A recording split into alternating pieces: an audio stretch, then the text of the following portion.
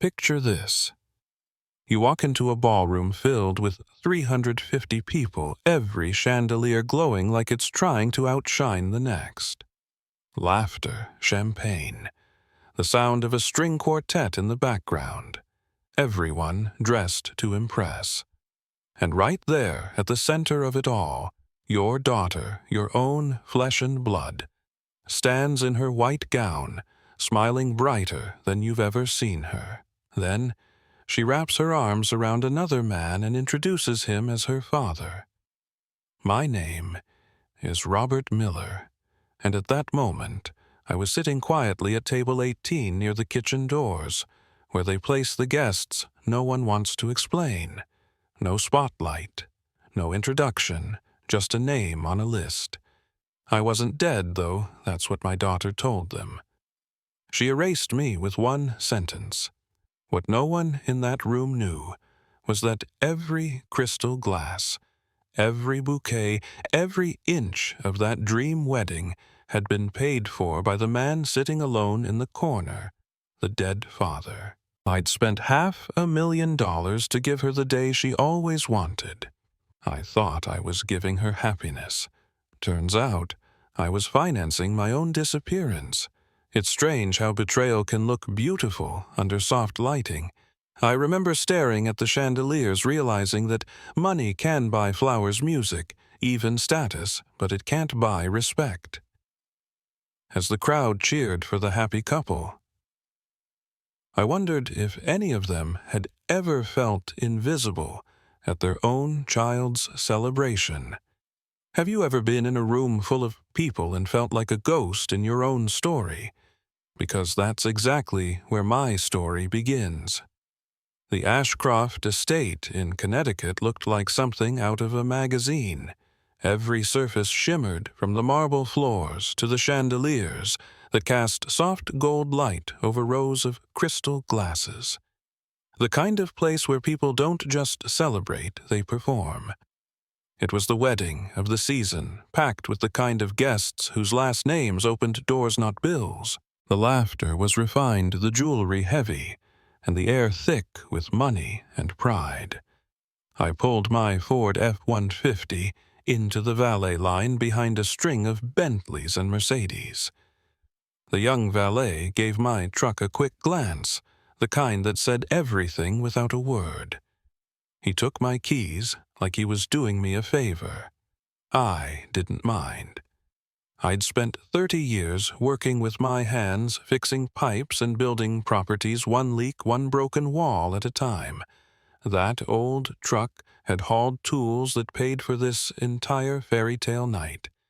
Inside, I blended into the background. Men in tailored suits sipped champagne like it was habit, their watches worth more than my first van. They talked about art auctions and ski trips in Aspen. No one looked at the man in the rental tuxedo, except to wonder how I got invited.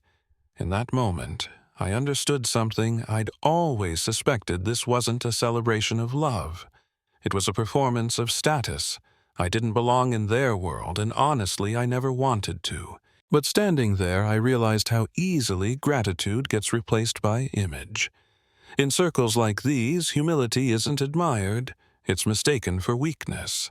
They measure worth by labels, not legacy. They see the suit, not the story behind it. That night, I wasn't just an outsider. I was the invisible engine running the entire show, the man whose money made everything sparkle, yet whose presence dulled the room. And I couldn't help but wonder, how did we get here? When did being loved turn into being hidden? Every event that night, every flower, every sparkling chandelier was running on one thing, my signature. Every contract, every payment, every approval had gone through me and my company. Miller Property Solutions. From the catering to the string quartet, my name sat quietly on every dotted line. The bride might have erased me from her story, but the paperwork told another truth. That's the thing about people who live on appearances. They forget that image doesn't pay the bills. I built my life on details, on contracts, on trust that's written in ink, not spoken over champagne. They could toast all they wanted, but every glass they raised had been poured from my account. And sitting there at table 18, I remembered something simple but powerful. Control doesn't always look loud. Sometimes it hides in silence, in the person no one notices. I didn't need to make a scene. I already held the one thing that could change everything. In my jacket pocket was the final check for $340,000, the payment that would keep the reception alive for the rest of the night. One piece of paper, one signature, one decision that could either keep the lights on or end the fairy tale before dessert. People often talk about power as if it belongs to the loudest person in the room. But real power, it sits quietly, waits patiently, and acts only when the timing is right. That night, the most important man in the ballroom wasn't the one giving speeches or posing for photographers. It was the one holding the checkbook. And as the music played and the crowd laughed, I ran my thumb over the edge of that folded paper and thought to myself, they might have the name, but I have the leverage. I spent 30 years building my life, one pipe, one wall, one call at a time. I started as a plumber with a second-hand van, a box of tools, and nothing but grit. There were weeks I worked 7 days straight, eating peanut butter sandwiches in the front seat while driving between jobs. But little by little things grew. One repair turned into a client. One client turned into a property. Today, Miller Property Solutions owns 23 buildings, employs dozens of people, and brings in around $9 million a year. Not bad for a guy who still keeps a wrench in his glove compartment. Every dollar I earned, I poured into my family. I paid for Emma's private school when she struggled in public. I covered her tuition at Yale, $68,000 a year, because I wanted her to have choices I never did. I paid the rent for her Manhattan apartment when she couldn't find work. After graduation, $3,000 a month for 2 years. And when she finally got engaged, I wrote the checks for her dream wedding without hesitation. That's what fathers do. We fix what's broken. We show up. We give everything we can so our kids don't have to start where we did. But here's what I've learned. Sometimes giving too much teaches the wrong lesson. When you hand someone everything, they forget the weight of what it costs.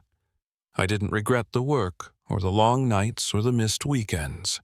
What I regretted was realizing that all those sacrifices, the blisters, the 4 a.m. service, calls the years of saving, had turned into a story my own daughter was ashamed to tell, and that more than the money was what hurt the most. The first crack didn't come from a fight. It came from a text. Just one short message from Emma that said, "Please don't talk about the plumbing tonight." At first, I stared at the screen, not angry, just confused. Out of all the things she could have asked of me on her wedding day, that was it. Don't mention the business that built her childhood home, paid her tuition, and funded this entire wedding. It wasn't about plumbing. It was about pride, or the lack of it. That tiny sentence carried more weight than she realized. I had spent decades working with my hands building something honest from nothing, believing that hard work was something to be proud of. But to her, my life's work had become an embarrassment, something to hide. And that's when it hit me. Silence can be dangerous. If I stayed quiet, I'd be agreeing that what I did for a living wasn't good enough. I'd be teaching her that success only matters when it looks glamorous, that respect can be traded for image. I couldn't do that, not to myself, and not to her. Parents make mistakes trying to protect their children from shame, but sometimes in doing so, we teach them to be ashamed of us. That night, for the first time, I started asking myself whether my love had been too soft, too generous, too silent. Because if you never stand up for your own worth, you're showing the people you love most how to erase it. It didn't take long for the whispers to start.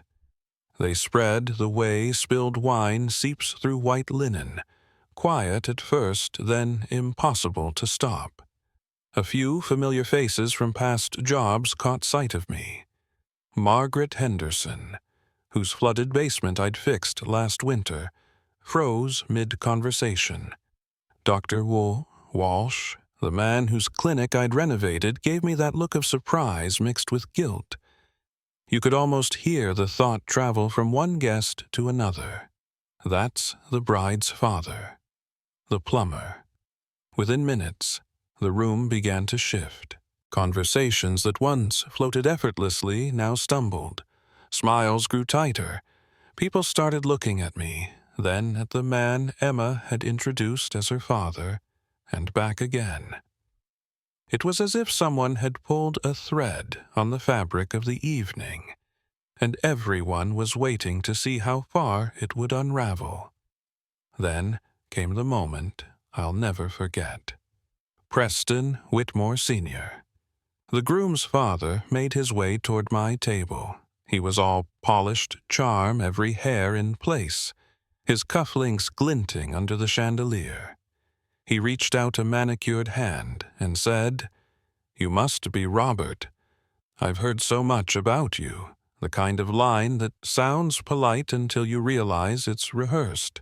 He tilted his head, studying me with a faint smile. "I could swear we've met before," he said. I kept my voice calm. "You have. Last March. You had a burst pipe in your kitchen. I was the one who fixed it." For just a second, the air between us went still. His smile faltered, then returned tighter this time. "Ah, yes," he said, patting my shoulder lightly. "You do excellent work. Very practical." That word landed like a slap disguised as a compliment.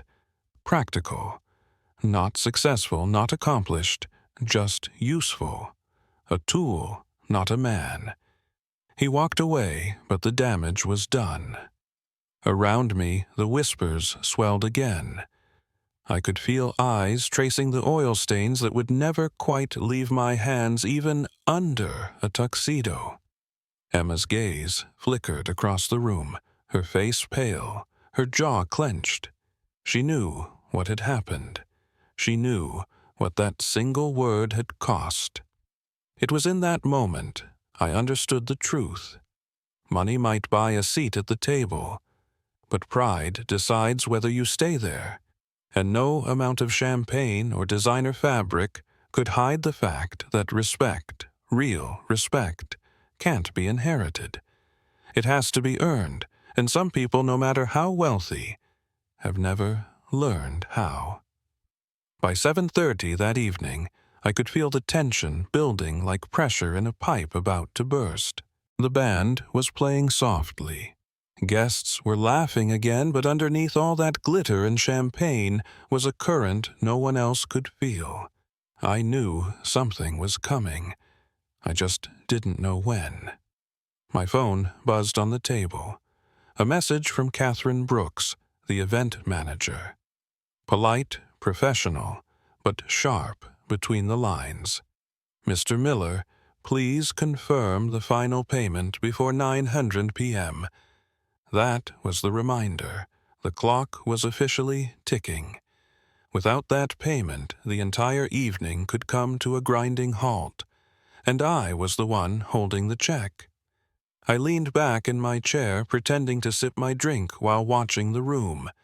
Emma floated from table to table, glowing under the chandeliers, talking to guests like she was born for this life. Across the room, her new in-laws laughed too loud at their own jokes.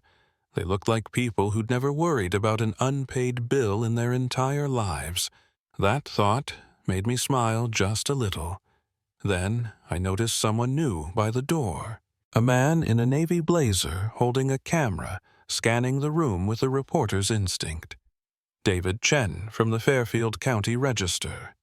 I'd done work for his editor once, fixing their office plumbing after a burst pipe. He was sharp, curious, the kind of guy who could smell a story before it had a headline.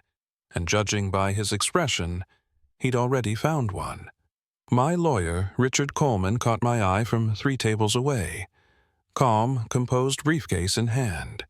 He gave me a small nod, the kind 2 men share when both know they're standing on the edge of something irreversible. That case of his didn't hold paperwork. It held proof. Contracts, bank transfers, and every email showing who had really paid for this fantasy. As the clock crept toward 8, I could feel the weight of that briefcase like a countdown in my chest. The music, the chatter, the laughter, all background noise to a truth waiting to surface. Most people think control means shouting louder than everyone else. But that night, control meant sitting still, letting the world spin, and knowing that at exactly 9 o'clock, I could turn the entire night upside down with a single decision. The toasts began just after 8. The lights dimmed, the music softened, and the ballroom turned its attention toward the head table. I could see the pride radiating from Emma's new in-laws as they raised their glasses, ready to deliver their perfect speech to the perfect crowd. Everyone expected a touching tribute about love, family, and unity. And for a moment, that's exactly what it sounded like. Preston Whitmore Sr. The groom's father stood tall, his voice polished from decades of commanding rooms like this. He spoke about values, integrity, and the importance of family words that rolled easily off his tongue. Then he turned toward the man sitting beside Emma, a distinguished stranger with silver hair, and smiled. "Tonight, we celebrate not only this union," he said, "but the incredible man who raised such a remarkable daughter." The room erupted in applause. Guests stood to their feet, champagne glasses glittering under the chandeliers, cheering for a man who hadn't changed a single diaper, attended a single recital, or stayed up through a single fever. The so-called father looked stunned for half a second, then smiled politely, soaking in the praise meant for me. From my seat at table 18, I could feel the heat rise in my chest. I wasn't angry yet, just hollow. I'd spent 26 years giving that girl everything I had. The scraped hands, the sleepless nights, the broken back, it had all led here to this moment where another man was being applauded for my work. As the applause died down, a few faces in the crowd shifted. Margaret Henderson, who knew me from before, froze mid-clap. Dr. Walsh lowered his glass eyes, darting toward my table. They knew. They'd seen me fix their problems literally. They knew the man who'd made this wedding possible wasn't sitting in the spotlight. The irony was thick enough to taste. A room full of people celebrating values while honoring a lie. That's the thing about social polish. It hides rot underneath the shine. I realized watching from that lonely corner that this wasn't just a mistake in the toast. It was a symptom of something deeper. A world that rewards appearances over authenticity, image over effort, and borrowed dignity over earned respect. The crowd's clapping faded into the soft hum of the band starting up again, and as everyone turned their attention back to the champagne and chatter, I sat there quietly letting the truth sink in. Sometimes the loudest applause is for the wrong person, and sometimes you have to decide whether to stay silent or take back your name. The room was still buzzing from the last toast when I finally stood. The sound of my chair scraping against the marble floor seemed louder than the orchestra. Conversations faded, replaced by a slow ripple of curiosity. People turned whispering, wondering who the man in the rental tuxedo near the kitchen doors thought he was. I walked toward the stage with a calm I didn't actually feel. Every step felt deliberate, heavy, final. I could see Emma's face across the room, confusion. At first, then fear. She knew. Somewhere, deep down, she knew exactly what was about to happen. I reached the microphone, adjusted it slightly, and spoke clearly. "My name is Robert Miller," I said, my voice carrying through the sound system. "And I'm Emma's father." For a moment, no one breathed. The crowd went completely still. The man they had just toasted, the so-called father, froze in his chair. I could almost see the truth clicking into place across the faces in the audience. The silence was so sharp, you could hear the faint hum of the chandelier lights. Then, I reached into my jacket pocket and unfolded a stack of papers. They weren't just documents. They were proof. Contracts signed by me. Bank statements showing every transfer. Email threads between my office and the wedding planner. Every receipt, every deposit, every check, all with my name, my company, my signature. "These are the contracts for tonight's event," I said. "The venue, the catering, the music, the flowers. Every single part of this wedding was paid for by Miller Property Solutions." Gasps rippled through the room. Guests turned toward the head table, eyes darting between me and the stranger still pretending to fit into a story that was no longer his. The applause had vanished. No more polite smiles, no more champagne laughter. Just a ballroom full of people realizing they'd been celebrating a lie. I didn't raise my voice. I didn't need to. The truth had already done the shouting for me. For months, I had been erased from my daughter's story, replaced by someone who fit her new world better. But now, standing under the same lights that once hid me, I had taken my place back, not with anger, but with clarity. And in that moment, every person in that room finally saw what Emma had tried so hard to bury. The real father wasn't the man sitting in the spotlight.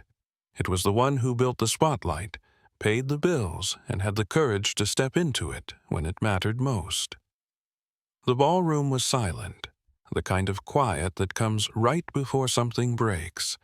I stood there on the stage, the spotlight warm on my face, hundreds of eyes fixed on me. In one hand, I held the final check, $340,000, the lifeline keeping this wedding alive. I looked toward the venue manager, her expression tight with worry. Then I asked, steady and clear, "Tell me, does this place provide service to people who are ashamed of their own family?" You could feel the words cut through the air. Emma's face went pale. The crowd shifted uncomfortably. No one answered, so I did the only thing left to do. I tore the check in half. The sound was sharp, unmistakable. It echoed across the ballroom like a gunshot. For a moment, no one moved. Then everything unraveled at once. The string quartet stopped mid-song. Waiters froze, then began collecting champagne glasses. The laughter died, and somewhere near the back of the room someone gasped loud enough for everyone to hear. The venue manager took out her radio, her voice trembling, but professional. "All stations suspend service immediately." Within seconds, servers started clearing plates and turning down the lights. You could hear chairs scraping against the marble, guests murmuring in confusion. Phones came out, cameras switched on. The story was already hitting social media before the music even stopped. Standing there, I felt an odd calm settle over me. I hadn't planned to humiliate anyone. I just couldn't fund my own erasure anymore. For months, I'd paid for silence, pretending everything was fine. But that night, I decided silence had cost enough. People talk about revenge like it's loud or angry, but real justice. Sometimes it's just the moment you stop paying for other people's lies. And as the lights dimmed and the perfect wedding crumbled, I finally understood that tearing that check wasn't destruction. It was freedom. Chaos had already swallowed the ballroom by the time Preston Whitmore Sr. found his voice again. His face was flushed, his composure cracking under the weight of humiliation. He pointed at me from across the room, his words sharp enough to cut through the silence. "This is outrageous. You'll regret this. I'll have you sued for every cent you own." I didn't flinch. My lawyer, Richard Coleman, was already at my side opening his briefcase with the calm precision of a man who had been waiting for this moment. He pulled out the contracts, the same ones that bore my signature, not theirs, Mr. Whitmore. Richard said evenly, "My client has fulfilled every legal obligation stated in the agreement. The final payment was conditional upon satisfactory service. That service has now been deemed incomplete. Therefore, he is entirely within his rights to withhold the remaining balance." Preston stared at him blinking, as if the words themselves refused to compute. People like him weren't used to hearing no, especially not from the kind of man they thought they could dismiss as the help. I turned to face him directly. "You can threaten lawsuits, reputations, whatever you want," I said, keeping my voice steady. "But here's what you need to understand. You can buy a wedding. You can rent luxury. You can even fake respectability. But you can't buy respect."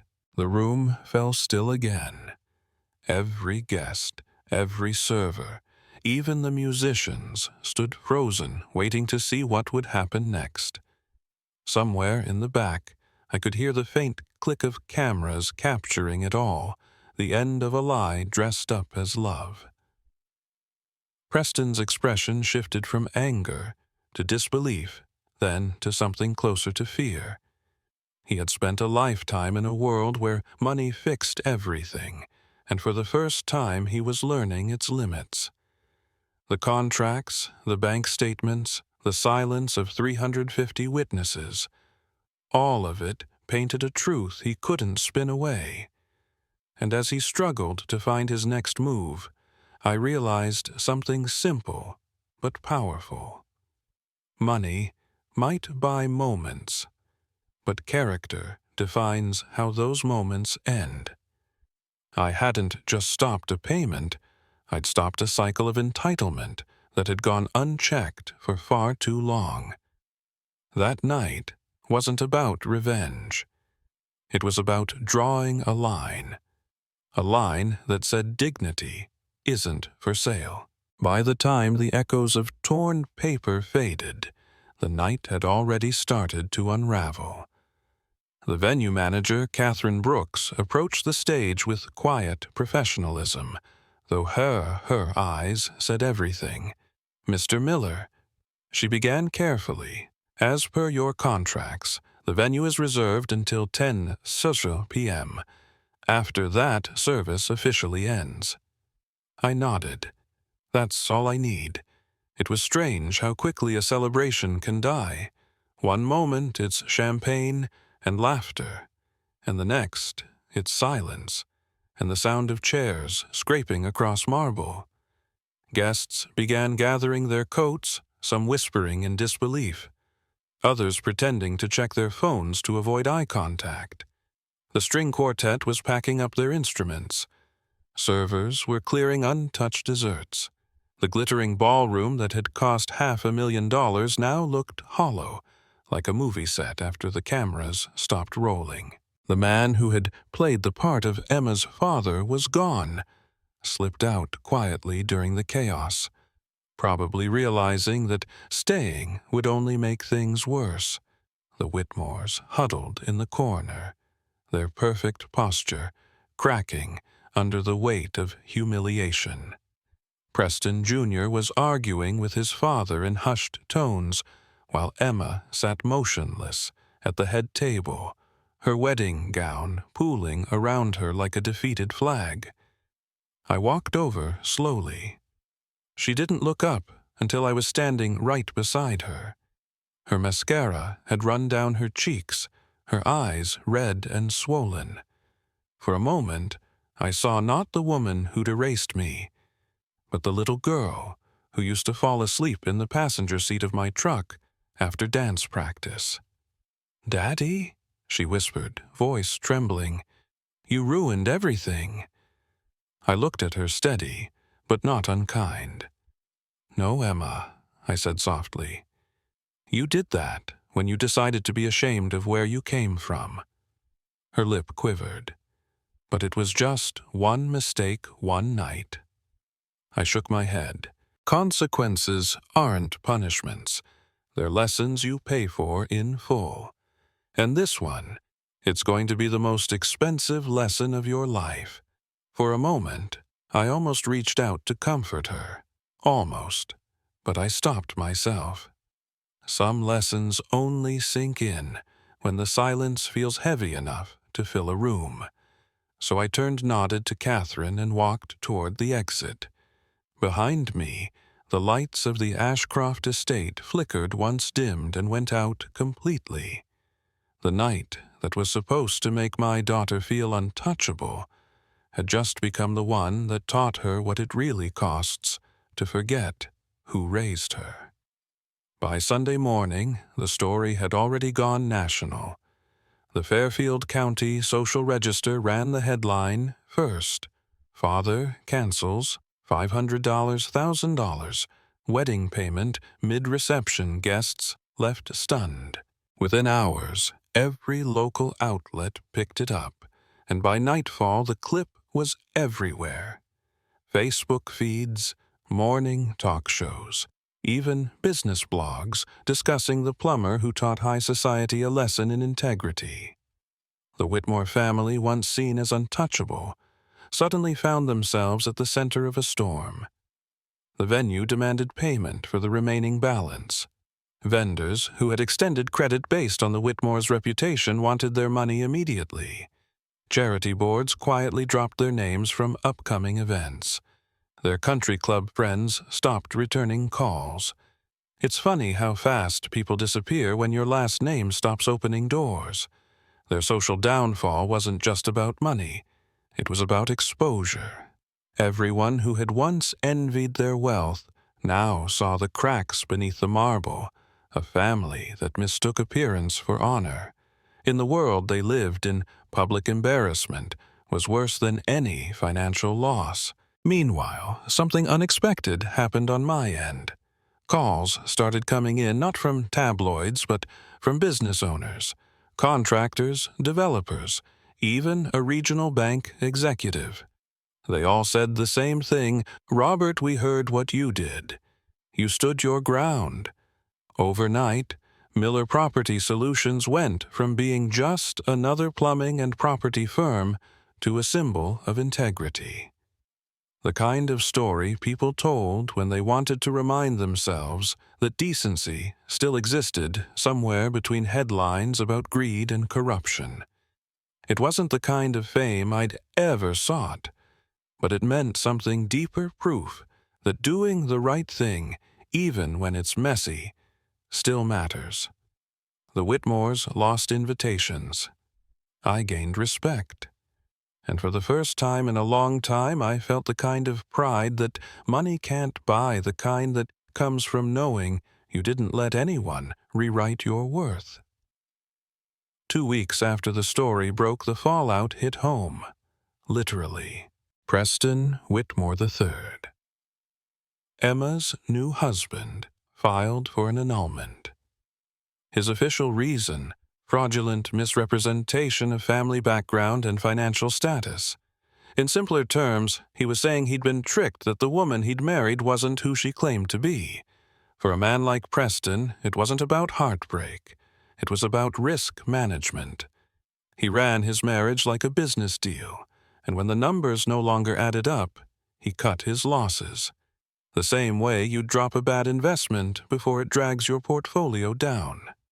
Emma moved back to her Manhattan apartment, the one I'd been paying for all along.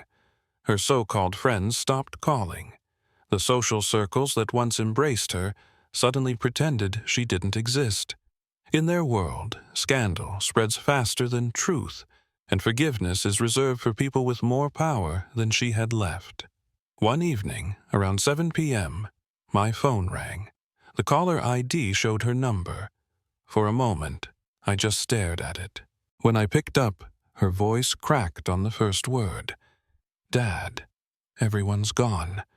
They're saying I lied, that I tricked him, that I'm—" She paused, trying not to break down. I don't know what to do. I listened, not to the words, but to the silence between them. The sound of someone realizing that everything she'd built on appearances had collapsed under its own weight. I wanted to tell her it would be okay, but that would have been another lie. So instead, I said the only truth that mattered. Emma, this is the price of pretending. But the good thing about hitting rock bottom is that you finally have solid ground to rebuild from. She didn't respond right away. Just quiet breathing, then a soft, "I don't want to be this person anymore." In that moment, I didn't hear a fallen socialite. I heard my daughter again, scared, raw, and finally honest. And for the first time in years, that felt like a place to start. 6 weeks later, she showed up at my office. Not my house, my office. I was reviewing invoices when I heard a quiet knock on the door. When I looked up there, she was. No makeup, hair pulled back, jeans, a sweater, and an expression I hadn't seen in years, humility. "Hi, Dad," she said. Her voice was steady, but her eyes carried the weight of everything that had happened. We talked for a while. She told me about losing her job, her friends, her apartment, about how the tabloids wouldn't let the story die, about how it felt to go from being admired to invisible in a matter of weeks. She said she finally understood what I'd been trying to teach her whole life, that money can open doors, but character decides whether you're invited to stay inside. When she asked if I could ever forgive her, I didn't rush to answer. Forgiveness isn't a switch you flip. It's a process, one that starts the moment someone decides to face the truth instead of running from it. Forgiveness isn't something you get, once I said quietly. It's something you earn every single day through the choices you make when no one's watching. She nodded slowly, tears in her eyes. For the first time, she wasn't trying to convince me. She was trying to understand. That's when I saw it. Not guilt, not shame, but clarity. The kind that only comes when you've been stripped of everything false. We didn't hug. We didn't need to. In that silence, something shifted between us. Not a return to what was, but the beginning of something new. Forgiveness, I've learned, doesn't erase the past. It just gives you a chance to write a better ending.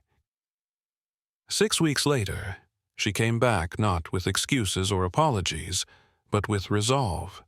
It was a quiet Friday morning at Miller Property Solutions. I was reviewing site reports when I heard a knock on the door. When I looked up, I barely recognized her. The woman standing there wasn't the polished socialite from Greenwich. She was simple, real hair, pulled back, no jewelry, just jeans and a faded sweater. "Hi, Dad," she said softly. "Can we talk?" I motioned to the chair across from my desk. It was the same chair where she used to sit as a teenager, swinging her legs while telling me about school. Only this time the silence between us was heavier. She took a deep breath. "I want to start over," she said. No parties, no pretending. I want to do real work. I want to learn what you built and why it mattered. For a long moment, I didn't respond.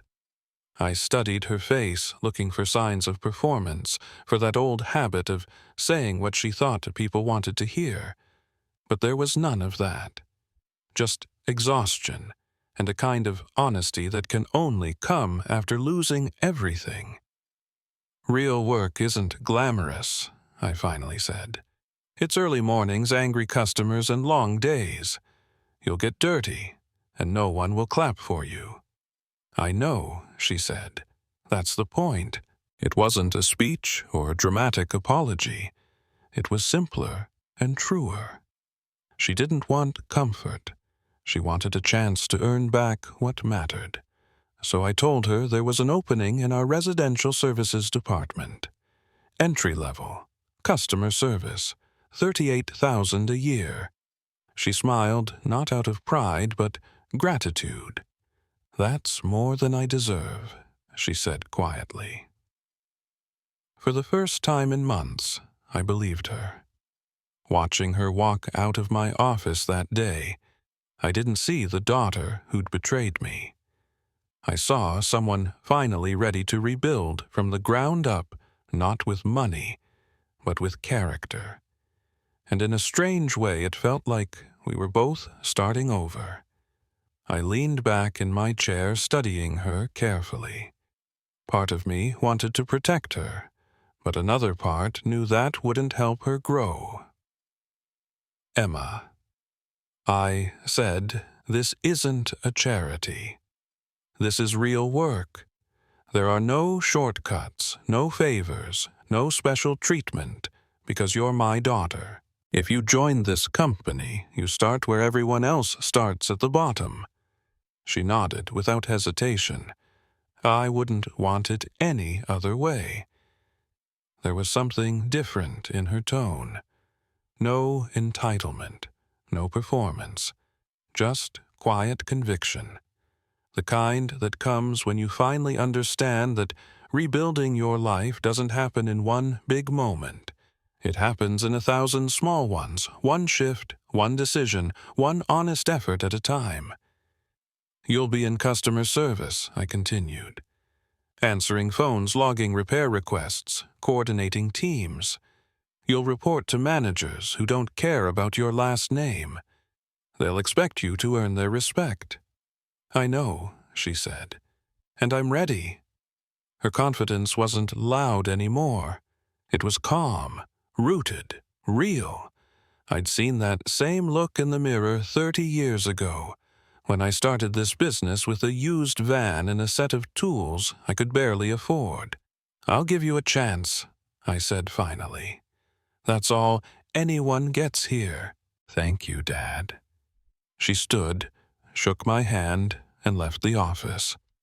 Watching her walk away, I realized this was the first time she'd chosen the hard road, not because she was forced to, but because she wanted to. And that's the thing about redemption. It doesn't begin with forgiveness. It begins with responsibility. The willingness to face what you broke and rebuild it piece by piece, even when no one's watching. That Monday morning, Emma showed up right on time, 7:55 a.m. Coffee in hand, wearing a simple blazer and a nervous smile. She looked more grounded than I'd ever seen her. And as I watched her take her first real step into a world she used to look down on, I felt something I hadn't felt in years, hope. Weeks passed. She learned how to handle angry clients, how to deal with broken pipes and impossible deadlines. She stayed late, showed up early, and never once asked for special treatment. Every mistake she made, she owned. Every win she earned. Little by little, she was becoming someone new, someone real. One evening, as we were closing the office, she looked up from her desk and said, "You were right, Dad. Respect isn't something people give you. It's something you have to earn. I smiled. That's the thing about Class Emma. It has nothing to do with money. It's about keeping your word, especially when no one's watching. She nodded, and for the first time I saw peace on her face. Not the fragile kind built on approval or status, but the kind that comes from knowing you're finally living with integrity. So, I'll leave you with this. Have you ever chosen to fit in instead of standing up for your family? Have you ever traded truth for acceptance, even just to belong? If you've made it this far, hit subscribe. Share this story. Or tell me your own. Because every family has a moment where doing what's right costs more than it should. But it's those choices that define who we really are.